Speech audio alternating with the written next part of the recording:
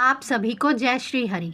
जैसे कि आप सब जानते ही हैं कि बैसाख महीना शुरू हो गया है और यह नारायण का प्रिय महीना है और इसमें पाप प्रश्नम नामक स्तोत्र, जो कि एक स्तोत्र है, इसको सुनने से ही सारे पाप नष्ट हो जाते हैं। आज हम आपको कथावाचक विंता गुप्ता जी के मुँह से पाप प्रश्नम नामक स्तोत्र सुनाते हैं। आइए सुनते हैं पाप प्रश्नम नामक स्तोत्र। बोल मेरे श्री सत्यनारायण भगवान की जय हो, विष्णु भगवान की जय, वैशाख मास की जय हो।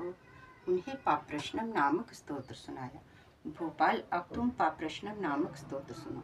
इसका भक्ति पूर्वक श्रवण करके भी मनुष्य पाप राशि से मुक्त हो जाता है। इसके चिंतन मात्र से बहुत तेरे पापी शुद्ध हो चुके हैं।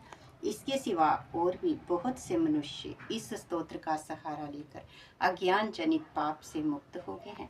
जब मनुष्यों का चित्त पराई स्त्री, पराय धन तथा जीव हिंसा आदि की ओर जाए तो इस प्रायश्चित रूपा स्तुति की शरण लेनी चाहिए। ये स्तुति इस प्रकार है। संपूर्ण विश्व में व्यापक भगवान श्री विष्णु को सर्वदा नमस्कार है। विष्णु को बारंबार प्रणाम है। मैं अपने चित्त में विराजमान विष्णु को नमस्कार करती हूँ। अपने हंडक में व्यापक श्री हरि को मस्तक झुकाती हूँ। श्री विष्णु चित्त में विराजमान, इधर मन और इंद्रियों के शासक, अव्यक्त, अनंत, अपराजित, सबके द्वारा सत्वन करने योग्य तथा आदि अनंत से रहित है।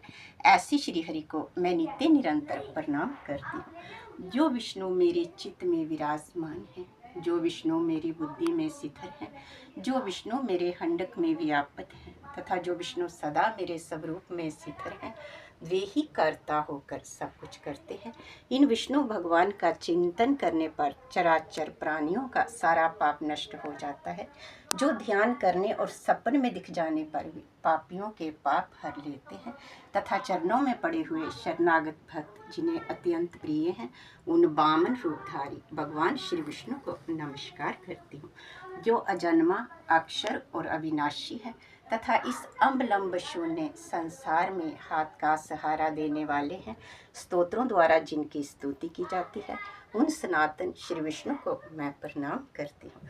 हे सर्वेश्वर, हे ईश्वर, हे व्यापक, हे परमात्मा, हे अंधोक्षज, हे इंद्रियों का शासन करने वाले अंतर्यामी ऋषिकेश, आपको बारंबार प्रणाम है। हे नरसिंह, हे अनंत, हे गोविंद, हे भूत भावन, हे केशव, मेरे